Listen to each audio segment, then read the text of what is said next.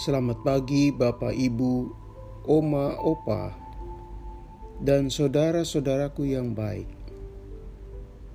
Bagi kita orang percaya, memulai sebuah perjalanan akan menjadi indah di mata Tuhan saat diawali dengan doa dan ucapan syukur. Kiranya demikianlah kita memulai perjalanan hidup di hari ini. Sedangkan firman Tuhan yang menjadi dasar perenungan kita diambil dari Matius pasal 5 ayat 13. Kamu adalah garam dunia. Jika garam itu menjadi tawar, dengan apakah ia diasinkan? Tidak ada lagi gunanya selain dibuang dan diinjak orang. Saudaraku, keluhan atas menu makanan yang kita santap bisa disebabkan karena faktor macam-macam. Bisa karena kualitas bahan makanannya jelek, bisa karena kurang bumbu, atau bisa juga disebabkan dimasak secara tidak sempurna, misalnya masih mentah. Selain keluhan lantaran faktor di atas, pada umumnya orang tidak menyukai makanan yang kurang asin atau terlalu asin. Kurang asin berarti kurang garam. Tidak disukai sebab rasa makanan hambar, dingin, anyep. Sebagus apapun mutu bahan mentahnya, dan sesempurna apapun mengolahnya, kalau kurang garam, orang ogah-ogahan memakannya, malas menyantapnya. Demikian juga sebaliknya, makanan terlalu asin, jelas orang pun kehilangan selera untuk menyantapnya. Nilai kelezatannya hilang. Buat penderita darah tinggi jelas menghindarinya. Makanan terlalu asin tentu disebabkan kelebihan porsi garam yang dibubuhkan ke dalam makanan itu. Seorang suami biasanya sebagai ungkapan keluhan atas sajian yang terlalu asin yang dibuat istrinya, suka menyindir, "Wah, air laut pindah ke panci dapur kita." Jelas betapa garam itu tidak boleh dipandang sepele untuk menjadikan makanan yang sedap. Kelebihan atau kekurangan garam menimbulkan orang tidak bersemangat menyantapnya. Takaran yang pas, itulah yang dibutuhkan.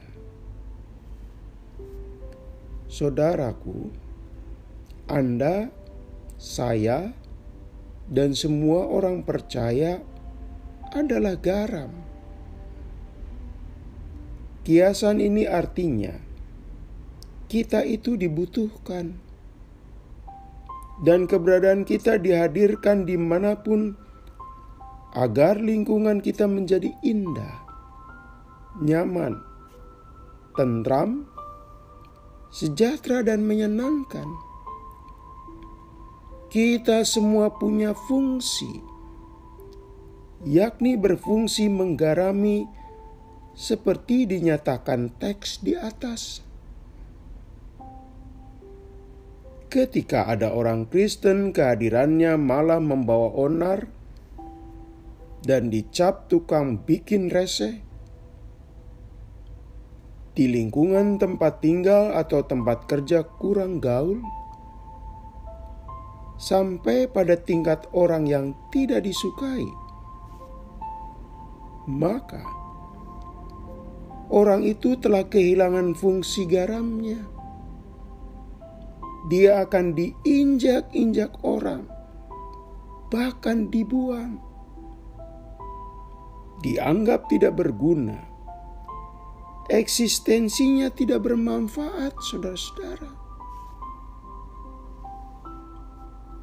Orang yang tidak menjadi garam sama dengan menyangkali identitas yang diberikan Tuhan Yesus. Sekaligus orang seperti itu tidak menaruh apresiasi atas status dan tugas yang dipercayakan Allah di pundaknya. Dan jangan lupa, orang Kristen menjadi garam bukan di kalangan terbatas, yakni bukan cuma di area internal saja. Kehadiran kita yang membuat kehidupan menjadi indah dan suasana menjadi nyaman tidak hanya pada lingkungan gereja saja. Tempat kita di tengah dunia, menjadi garam dunia, menandakan Anda, saya, dan seluruh orang Kristen tempatnya di dunia. Dunia merupakan lingkungan pergaulan yang luas. Bisa di tengah keluarga, di gereja, pergaulan sehari-hari, masyarakat, maupun negara. Jangan sampai di lingkungan gereja seorang Kristen menjadi sosok yang baik, sedangkan di luar gereja hidupnya semau gue. Itu jelas keliru. Lebih menyedihkan di lingkungan sendiri tidak mau menggarami. Begitupun sama di tengah masyarakat, gagal fungsi, saudara-saudara. Sikap dan perbuatan baik dipraktekkan sama dimanapun kita berada. Layaknya garam, dimanapun ia berada, asinnya harus dirasakan. Tidak kurang dan tidak lebih. Sepanjang hari Senin ini, mari hadirkan diri Anda dan saya yang menjadi faktor yang menghadirkan hidup nyaman, aman, menyenangkan, di mana Allah dipuji dan sesama kita dihargai dengan kita menggarami. Mari kita berdoa. Tuhan, terus mampukan kami menjadi sosok yang dibutuhkan di tengah keluarga, gereja, teman-teman, dan masyarakat.